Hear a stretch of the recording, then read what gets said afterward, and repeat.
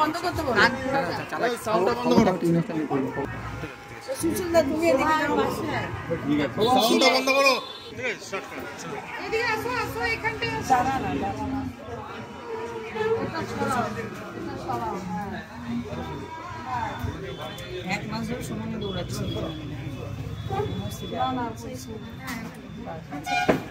আজকে বাবা মা মারা গেছে তো সেই উদ্দেশ্যে এটা বলছি 10 বছর নারী শক্তি সামাজিক দায়বদ্ধতা মেনে সারা বছর ধরে কাজ করছে, দীর্ঘ কয়েক বছর ধরে। আজকে তারা একটা মহৎ উদ্যোগ নিয়ে শোভা যিনি রয়েছেন 10 বছর কর্ণধার, ওনার বাবা মায়ের স্মৃতির উদ্দেশ্যে একটা পানীয় জলের মেশিনের ব্যবস্থা করেছেন। এই কনিষ্ঠ আনন্দময়ী কালীপুজো প্রাঙ্গণে কী বলবেন? কি বলবো, আজকে একটা অসাধারণ দিন, পিতৃতর্পণের দিন, আজকে মহালয়া। এবং আজকের এই পুণ্য লগ্নে আমাদের দশভূজা নারী শক্তি ওয়েলফেয়ার সোসাইটি, এদের যে উদ্যোগ এবং এদের যে কর্ণধার শোভা আমার বোন, তারা যে এই উদ্যোগটা নিয়েছেন, একটা অসাধারণ, যে পথ চলতি মানুষ ঠান্ডা জল খাবে, তৃষ্ণার্তকে জলদান করার থেকে বড় কাজ তো কিছু হয় না।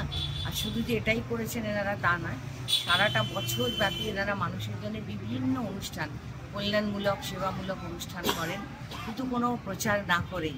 এটাই এনাদের খুবই, যে এনারা যে খুব একটা প্রচারের আলোতে আসেন তা নয়, কিন্তু এনারা নীরবেই কাজটা করেছেন।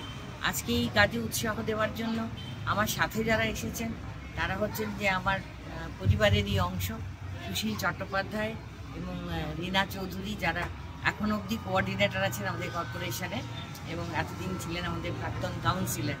এখন আর ওনারা প্রাক্তন নেই, ওনারা কোঅর্ডিনেটর, সরাসরি আমাদের সঙ্গে যুক্ত। এবং এই দশভূজা যে ফ্যামিলি, ওনাদের সোসাইটির যে ফ্যামিলি, পরিবারের দশভূজা 10টি বোন, তারা মিলে কাজ করেন। তো বুঝতেই পারছেন যে বিভিন্ন রকম অসুবিধার মধ্যে দিয়েও সংসার সামনে আমরা নারী আমরাই পারি, এটা তো আমাদের দিদি প্রমাণ করেই দিয়েছে।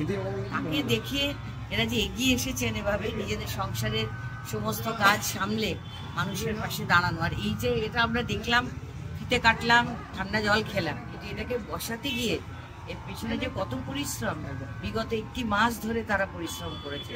কাজেই সেটাকে আমরা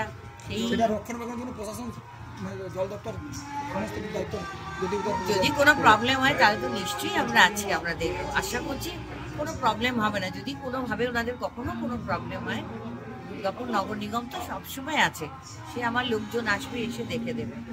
আর সকলকে আমি বলি, সারা দুর্গাপুরবাসীকে এই প্রাক শারদীয়ার মুহূর্তে দাঁড়িয়ে সকলকে শুভেচ্ছা জানাই। সকলে ভালো থাক, সুস্থ থাক, মঙ্গলময়ী মায়ের কাছে প্রার্থনা করি। আর এই দশভূজা মহিলাদের দেখে আরও সকলকে আমি বলবো, উৎসাহ দেব, সকলে সমাজের সর্বস্তর থেকে আপনারা এগিয়ে আসুন, এইভাবে মানুষের পাশে দাঁড়ান। দিদির যা বার্তা, সদাই মানুষের সাথে, মানুষের পাশে। ঠিক আছে।